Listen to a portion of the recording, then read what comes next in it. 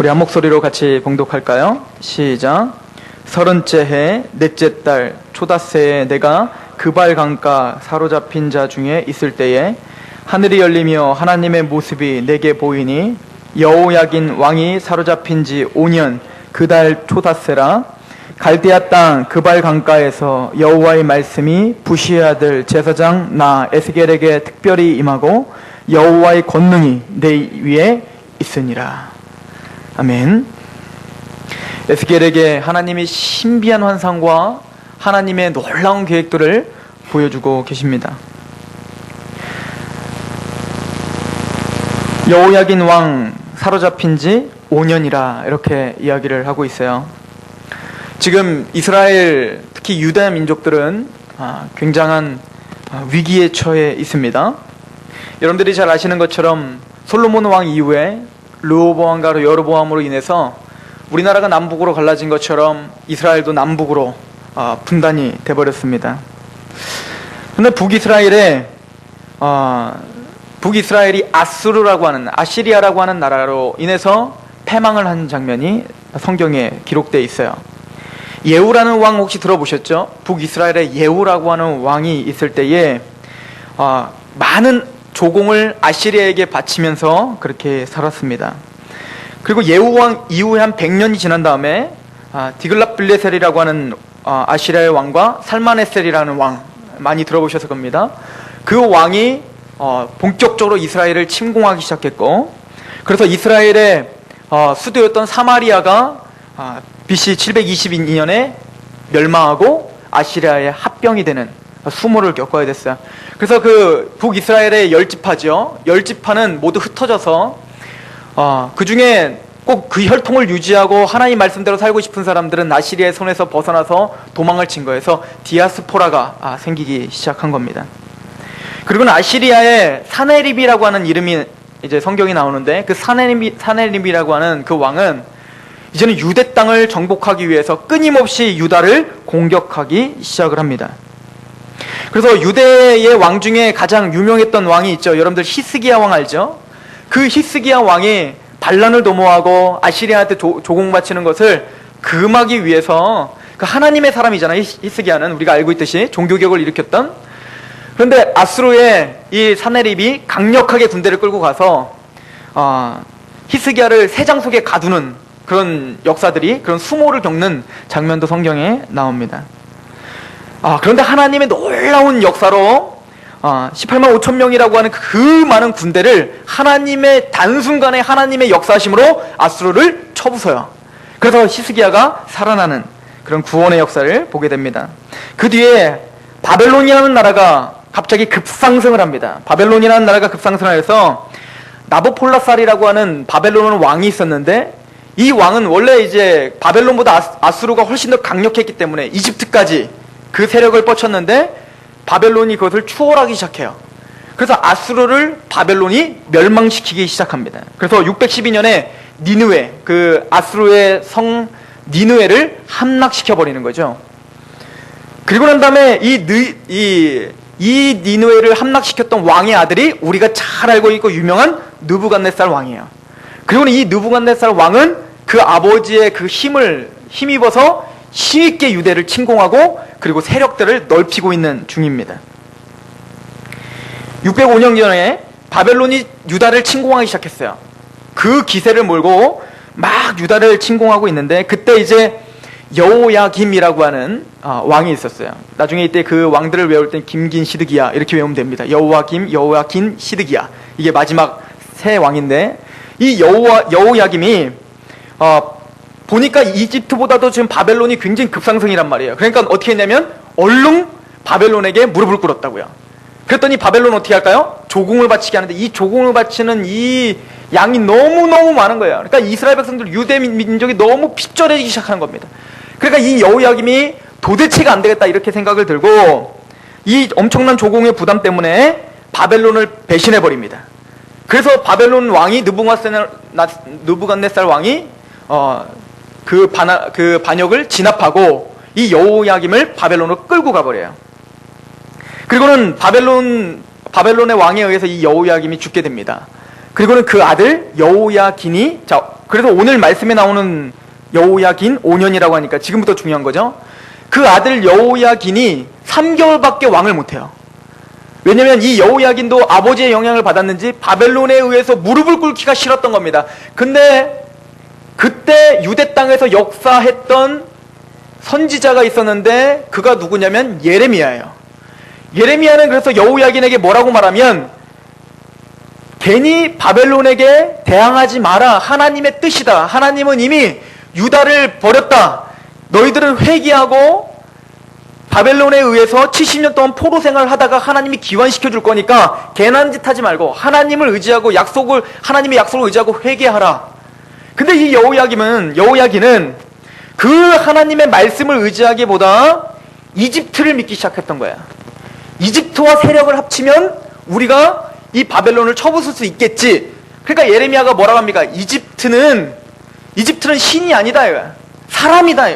하나님이 그렇게 하시겠다고 하는데 아무리 이집트가 너희 눈에 강력해 보이더라도 하나님이 부시면은 아무것도 아니니 하나님께 회개하고 말씀을 의지하라 라고 이야기를 한 거죠. 그런데 여호야긴은 끝까지 이집트와 동맹을 맺고 바벨론을 대항하다가 끝내는 여호야긴은 바벨론에 끌려가게 됩니다. 그리고 난 다음에 지금 여호야긴이 또 왕위를 또 뺏겼으니까 왕을 또 세워야 되는데, 그래서 이 여호야긴의 삼촌인 시드기야에게 그 왕위를 물려주게 됩니다. 근데 이 시드기야도 하나님의 말씀을 의지하지 않고 거기에 복종하지 않고 또 바벨론에게 대항할 생각을 하는 거예요. 어찌 보면 인간적으로 보면 그게 더 멋있어 보이고 그게 더 승리하는 길인 것 같고 그게 더 지혜로운 것 같으나, 우리는 지금 봅니다. 하나님의 말씀, 아무리 인간적으로 그게 더 지혜로운 길이나 하나님이 정하셨다면 우리가 거기서 순복하는 것, 이것을 배우기를 하나님은 바라시는 거죠. 그 시드기야는 이집트뿐만 아니라 암몬과 두로와도 함께 힘을 합쳐서 이제는 더 강력하게 바벨론을 밀어내려고 계략을 꾸밉니다. 근데 이 느부갓네살 왕의 이 강력한 군대를 이기지 못하죠. 그래서 나중에 어떻게 됐냐면 시드기야를 바벨론으로 끌고 와서 시드기야가 보는 앞에서 그 아들들을 다 죽입니다. 그리고는 시드기야의 눈을 다 빼버려요. 그런 수모를 겪기 시작합니다. 그리고는 유대는 완전히 멸망하게 됩니다.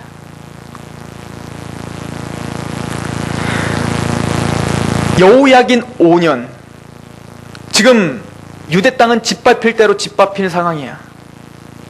하나님의 백성 이스라엘이 이방에 의해서 짓밟히고 모든 재산을 빼앗기고 자기의 고향을 잃어버리고 좀 있으면 예루살렘도 박살날 겁니다. 그 유대인들이 믿었던 그 예루살렘 성전, 하나님의 영광이 거하시는 곳, 하나님이 함께 계신다고 믿었던 그곳, 그 예루살렘도 부셔져 버릴 거야. 그때 에스겔은 그 바벨론에 끌려간 그 유대인들이 모여서 살았던 곳이 바로 그발강가예요. 바벨론의 땅 그발강가. 그 5년 되었을 때, 끌려간 지 5년이 되었을 때 하나님은 에스겔에게 메시지를 주고 계시는 겁니다. 5년이나 하나님은 침묵을 지키고 계셨어요. 뭐죠? 이스라엘 백성들, 유대인들을 가난하게 만들려고 하는 겁니다. 하나님의 말씀을 끊임없이 어기고 이집트와 암몬과 두로와 손을 잡고 어쩌든 자기 계획대로 자기 인생을 계획하려고 하는 그 유대인들을, 하나님의 백성들을 마음을 가난하게 하기 위한 고난이 시작된 거예요. 우리는 에스겔서나 열왕기 하나, 여러 가지 이사야서, 에레미야서, 이런 주옥 같은 말씀들이 우리 마음판에 새겨지고 그 말씀이 나에게 은혜가 되지 않는 이유는 포로기랑 우리랑 상관이 없다고 생각하기 때문에 그런 겁니다.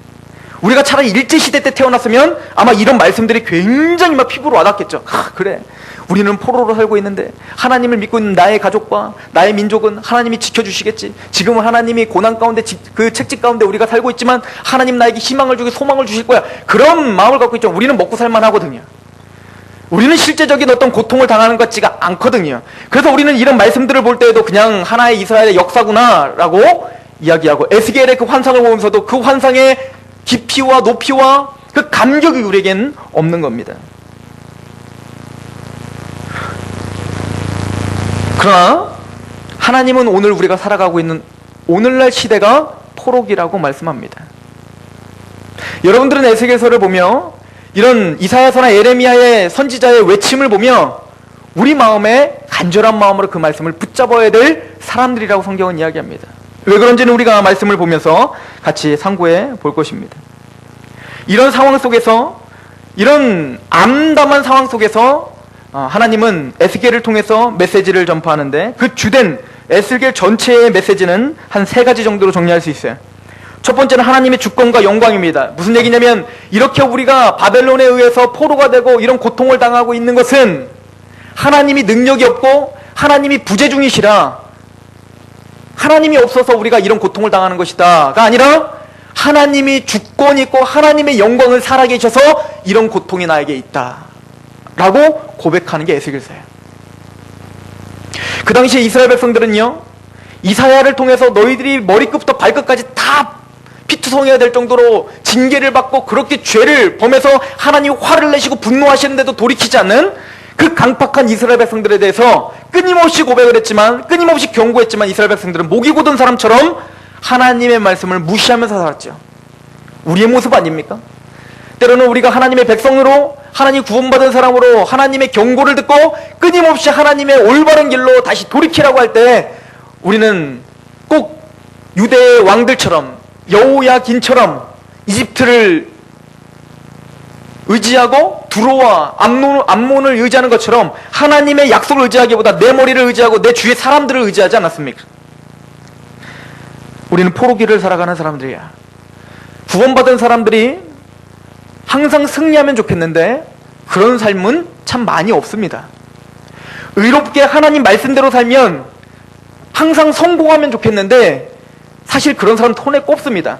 그렇게 내가 하나님 말씀대로 살았더니 나중에는 정말 부자가 되더라 라고 하는 사람들, 여러분들 주위에 몇 명이나 되든가요? 아니면 나 이 하나님 말씀대로 그렇게 힘있게 살았지만 아직도 고통 가운데 있으신 분들이 더 많던가요? 나는 이렇게 부자가 되고 교회를 다닐 때 이런 부자가 됐다라고 해서 자랑할 것이 있을까요? 아니면 내가 하나님 말씀대로 철저하게 이렇게 살았는데도 불구하고 끊임없는 고통이 나에게 찾아온다고 해서 그 사람의 신앙은 하나님 앞에 현저히 욕보이는 신앙인가요? 성경은 그렇지 않다고 말하는 거예요. 스데반처럼 하나님 말씀을 전하다가 순교하는 사람이 있는 반면, 어떤 사람은 하나님의 말씀대로 살다가 정말 복을 받는 사람도 있는 거예요. 하나님 다 그릇대로 쓰시는 겁니다. 우리는 우선 그런 하나님의 주권과 하나님의 영광을 인정해야 돼요. 그러나 이 에스겔서를 통해서 우리가 바라봐야 되는 것은 그 당시에 이스라엘 백성들이 착각하고 있었던 겁니다. 우리에게는 예루살렘 성전이 있다. 우리에게는 예루살렘 성전이 있다. 이 예루살렘은 하나님의 임재함이 있다. 우리는 제사를 드린다. 우리는 율법을 소유하고 있다. 그 형식적이고 외식적인 그 모습 자체만으로 안심하고 거짓 평안을 갖고 있었던 겁니다. 그리고 하나님의 율례와 하나님 말씀대로 살지 않고 끊임없이 죄를 범하고 있으면서도 많은 선지자들이 회개를 촉구했지만 회개하지 않고도 그냥 나는 성전 안에 있으니 평안하겠지라고 하는 거짓 평안 가운데 있었다는 얘기예요. 여러분들 에스겔서에 보면은 막 생물들이 막 역동적으로 막 바퀴가 있고 막 돌아다니고 막 날아다니고 막 그런 환상들이 보이죠? 그 환상의 중심은 뭐냐? 하나님의 영광인 겁니다. 하나님의 영광은 예루살렘 성전이 고정된 것이 아니라 그 영광은 역동성 있게 움직일 수 있는 거야. 그런데 너희들이 그렇게 믿고 있는 예루살렘 성전에서 나의 영광은 떠났다. 그럼 언제 돌아오겠습니까? 너희가 철저히 통회하고 회개하면 그때 내가 다시 영광을 찾아오겠다. 이것이 지금 에스겔서의 중심 주제 중에 하나입니다. 우리가 하나님의 백성입니다. 구원받은 자녀입니다. 이스라엘 백성은 하나님의 자녀이기 때문에 이렇게 붙들고 있는 거예요. 너무 신기하지 않습니까? 바벨론이라고 하는 거대한 나라가 있어요.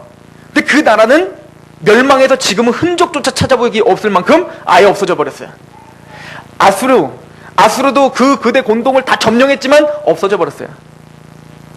그러나 이스라엘은 빌빌거리고 항상 디아스포라로 흩어졌다가 다시 모였다가 하나님 앞에 징계받았다가 다시 막, 그런데 국숟가락처럼 생명이 질겨서 아직도 건재해요.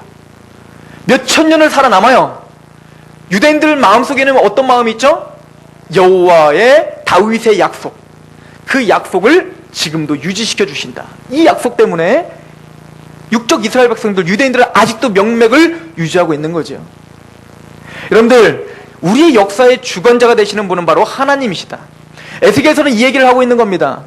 너희들이 지금 고통 중에 있느냐? 고난 중에 있느냐? 바벨론에 의해서 너희가 그 심한 고통을 당하고 있느냐? 바벨론이 주인공인 것 같지? 왜? 바벨론이 훨씬 더 강하니까. 바벨론이 모든 고대 권동의 중심에 자리 잡혀 있으니까. 그러나 하나님의 시각에서 주인공은 바벨론이 아니라 바로 너다 이거예요. 힘없이 포로로 끌려가고 있는 너다 이거예요. 힘없이 고통을 당하면 고통을 주면 고통을 당할 수밖에 없는 힘없는 나, 예수 그리스도를 믿고 하나님께 계속 기도하고 하나님께 간절히 외치고 있는 난데도 끊임없이 고통이 찾아오는 나, 하나님의 시각은 지금 승승장구하고 있는 그 세상 사람들에게 있지 않고 바로 너에게 있다. 지금 에스겔서는 그 이야기를 하고 있는 거예요. 포로기에 끌려있는 너희들 가운데 있단다.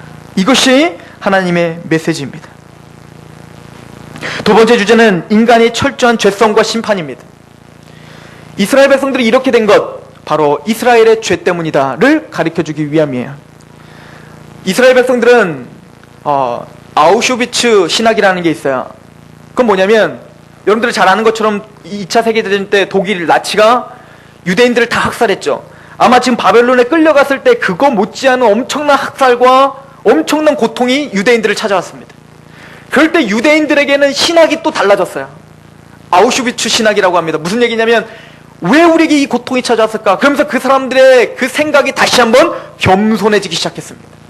하나님의 율법 앞에 다시 한번 겸손해지기 시작했어요. 그거와 마찬가지로 우리는 포로기 신학이라는 것을 갖고 있어요. 그게 뭐냐면 이스라엘 백성들이 바벨론으로 포로로 끌려가기 전과 후가 그 이스라엘 백성들의 신학이 너무 달라져요.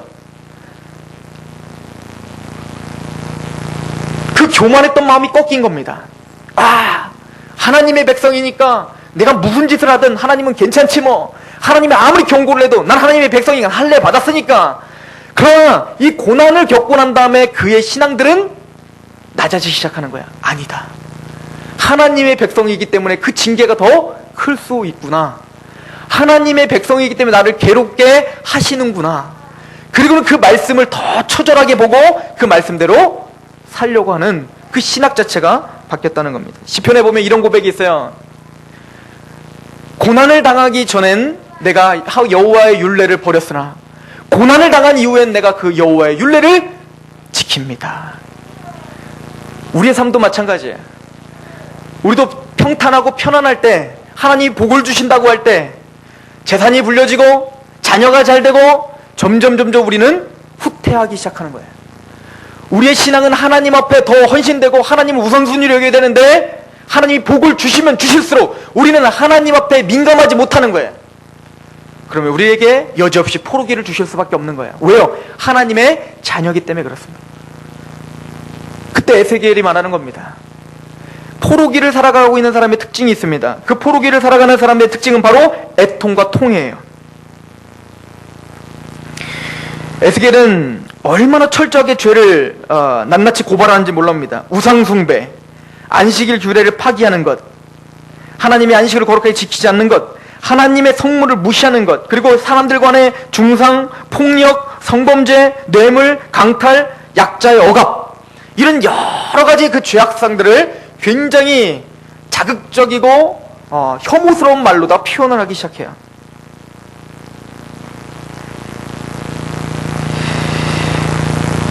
우리는 고난 중에 우리의 죄를 깨닫게 됩니다. 그리고 하나님 앞에 우리의 삶을 통회하며 회개하며 하나님 앞에 다시금 정금과 같이 나올 수 있기를 갈망하는 신앙이 우리에게 있을 수 있어요. 시편 137편 1절에서 4절을 보면 우리가 바벨론의 여러 강변에서 거기서 시온을 기억하며 울었도다. 우리의 본향이 이 땅이 아니라는 것을 아는 것, 이게 바로 포로기를 살아가는 사람들이에요. 세상 사람과 우리가 다른 점이 있다면 우리는 이 땅이 우리의 본향이 아니라고 알고 살아가는 사람들이에요. 실향민입니다. 실향민. 하나님의 품에서 살고 싶고 주님의 품에서 살고 싶고 주님의 뜻 안에 살고 싶고 주님과 항상 영광스럽게 살고 싶은데 우리는 이 땅에 버려진 고아처럼 살아가고 있는 그런 안담한 포로기를 살아가고 있다는 거야. 하나님이 이스라엘 백성들을 버리지는 않았지만 그러나 그 포로기로 70년 동안 그 광야의 생활을 하게 한 것, 그 가나안 땅이 얼마나 귀중한지를 알게 하기 위함입니다. 우리의 뜻대로 되지 않습니까? 우리의 생각대로 되지 않습니까? 이 땅에 소망을 두지 않게 하기 위함입니다. 하늘에 우리의 소망이 있기를 하나님은 지극히 소망하십니다. 에스겔서의 세 번째 주제는 왕이신 하나님이 돌아오신가 회복이에요. 그러나 그렇게 고난 가운데 있는 것 같지만 이스라엘 하나님의 택함 받은 하나님의 백성에게는 반드시 그 성소가 회복되고 다시 한번 하나님의 놀라운 섭리로 회복시켜주는 해피엔드를 가지고 있다. 이것을 에스겔서는 우리에게 보여주고 있는 겁니다. 그런데 오늘 보십시오.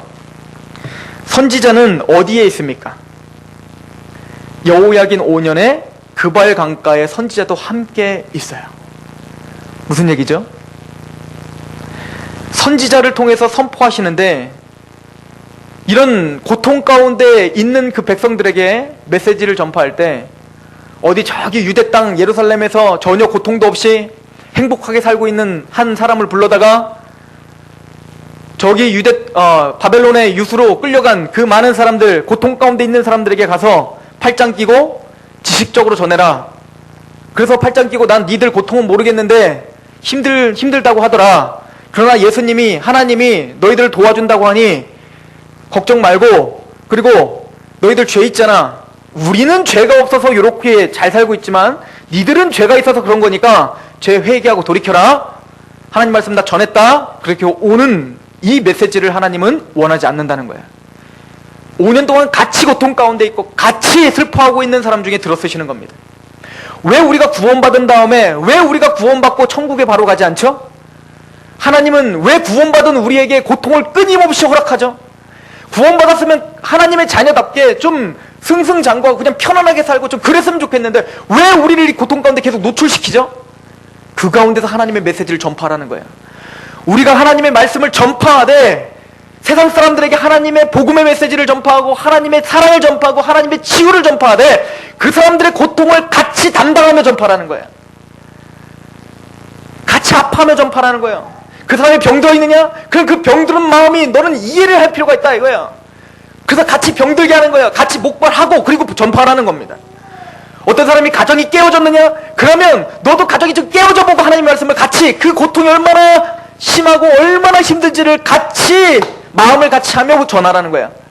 에스겔은 다른 나라 사람이 아닙니다. 하나님의 메시지를 전하지만 하늘에서 온 사람이 아니에요. 그 땅을 같이 밟고 있는 사람이라는 거야. 즉 같이 고통받고 같이 힘들어하고 있는 에스겔이 하나님의 심판과 하나님의 회복을 말하는 거야. 여러분, 가끔은 은혜가 되지만 이런 게 진짜 은혜가 될까요? 록펠러가 11조를 다 바쳤더니 미국에서 가장 큰 부자가 됐다더라. 도전이 되시죠? 11조 내시고 싶으시죠? 그런데 정말 그게 여러분들의 고통 가운데 있는 그 삶을 위로가 되든가요? 너무 벽이 높지 않던가요? 그게 또 신앙의 성공이라면 우리 많은 신앙인들 중에 1%도 안 되는 사람만 그럼 신앙에 성공했다는 얘기입니까? 아니요. 여러분들은 지금 신앙에 성공하고 있는 중이에요. 힘들어하고 있습니까? 아니요. 그 가운데서 여러분들은 지금 하나님의 메시지를 품고 그대로 몸부림을 치며 복음을 전하고 있다면 여러분들은 지금 승리자인 거예요. 그걸 믿으십시오. 에스겔에게 지금 말씀을 전파할 때 그 하나님의 심장을 품고 전파하라고 말하고 있는 겁니다. 이 얘기는 다른 말로 말하면 하나님의 이 성경의 메시지는 하늘에서 떨어진 하나님의 언어가 아니라는 거예요. 우리의 수준에 맞춰서 우리의 아픔을 그대로 체험하신 국률이 많으신 예수님이 우리 모든 아픔을 다 담당하시고 어찌 보면 우리보다 더 큰 고통을 담당하시고 우리에게 전파하신 사랑의 메시지라는 거예요. 얘야, 아프지? 힘들지? 회개해라. 언제까지 그렇게 매를 맞으려고 하니? 돌이켜라. 하나님의 영광이 다시 너의 집에 임하기를 원하는데, 다시 너의 마음에 하나님의 영광스러운 기쁨이 임하기를 원하는데 돌이켜라. 돌이키는 것이 답이야. 야, 이스라엘 백성들이 여호야긴이 이집트를 의지하다가 어떤 꼴 당했는지 알잖아. 하나님의 사람은 그런 거야. 세상 사람은 이집트와 동맹해서 이길 수 있으나 하나님의 사람은 그 꼴 못 봐. 하나님은 하나님을 의지할 때 너의 생명과 너의 삶과 너의 인생이 기쁨으로 가득 찬다는 것을 보여주는 거 아니야. 힘내. 너에게 다시 영광이 돌아올 거야. 하나님이 너에게 희망을 줄 거야. 회복을 줄 거야. 그러니 여기서 일어나자. 이런 살과 살을 맞대는 메시지인 거야. 여러분들의 삶의 정황 속에서 토를 받고 일어나라고 하는 힘 있는 메시지인 거야. 우리의 삶과 전혀 상관없는 메시지가 아니라고 성경은 우리에게 이야기해주고 있는 겁니다. 에스겔은 이런 상황 속에서 하나님의 권능을 받아 하나님의 환상의 메시지를 전파합니다. 우리는 두 가지 차원으로 이것을 봐야 됩니다. 첫 번째는 우리가 에스겔과 같은 사람이 되어야 된다. 하나님의 말씀을 듣고 하나님의 뜻을 이 정황 속에서 힘있게 전파할 수 있는 사람이 되자. 두 번째는 하나님의 말씀을 통하여 통회하는 마음과 애통하는 마음으로 하나님께 회개하며 돌이키자. 그리고 하나님의 약속대로 그 영원한 회복을 기다리는 그러한 성도가 되자. 이것이 포로로 사는 삶을 배우는 성도입니다. 우리는 포로기를 살고 있는데 포로기를 살고 있다는 것조차를 망각하고 산다면 우리의 신앙이 깨져버리는 거예요. 북한에서 월남한 많은 실향민들은 자기의 고향이 너무 그리워서 자기 고향을 생각할 수 있는 뭔가 증표를 항상 가지고 있어요. 어떤 사람은 자기 고향의 모래를 갖다가 무슨 병에다 담아갖고 항상 그 병을 보면서 우리 고향의 모래야 뭐 이러면서 그냥 막 혼자 막 환상에 젖어 있는 사람도 있고요. 그만큼 고향을 잃어버렸다는 것도 슬픈 거죠. 마찬가지로 우리는 새하늘과 새 땅 하나님의 나라를 잃어버리고, 그런데 우리는 또 뭐예요? 에스겔에서 선포한 것처럼 다시 그 새하늘과 새 땅을 갈 사람들이에요. 회복하고 그 영광이 우리에게 돌아오고 이제는 그 새하늘과 새 땅이 내 것이에요. 그렇다면 우리가 포로기를 살아가는 사람이라면 우리도 그 하나님의 나라와 하나님의 영광을 그나마 좀 바라볼 수 있는 뭔가 표징을 들고 있고, 그 표징을 통해서 끊임없이 그 나라를 갈망하는 신앙민들이어야 된다는 거예요. 그 표징이 뭘까요? 성경입니다. 성경을 통해서 하나님이 주신 그 하나님 나라와 하나님의 영광을 끊임없이 묵상하며 그걸 그리워하는 사람들이에요. 이게 포로기를 살아가는 사람들입니다. 포로기에서 힘을 갖고 그나마 이겨낼 수 있는 그 힘이 여기서 나오는 거예요. 그리고 디아스포라처럼 흩어져 있는 유대인들에게 삶의 원동력이요, 또 하나님의 택함받은 자다운 구별된 삶을 살 수 있게 하는 원동력이 뭐냐면 지금도 회당입니다. 회당. 예루살렘은 파괴되고 예전처럼 제사는 드리지 못하지만 하나님의 말씀을 낭독하고 하나님의 약속을 기억하고 우리는 택함받은 민족이지, 우리는 하나님의 특별한 민족이지, 하나님 우리에게 희망과 소망을 주셨지, 지금 고통을 당하고 있는 이 삶이 끝이 아니지, 우리에게는 이 고통 끝에 하나님이 주시는 영원한 희망과 기쁨이 있지, 이것을 같이 상고하는 곳이 뭐라고요? 회당이에요.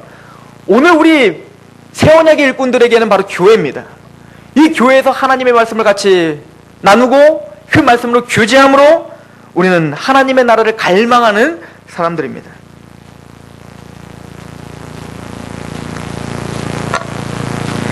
여러분들, 오늘 에스겔서를 우리에게 이렇게 말합니다. 우리의 고된 삶은 회복을 위한 과정이지 하나님의 백성에게 주어진 결과가 아니라는 사실을 믿으시기 바랍니다.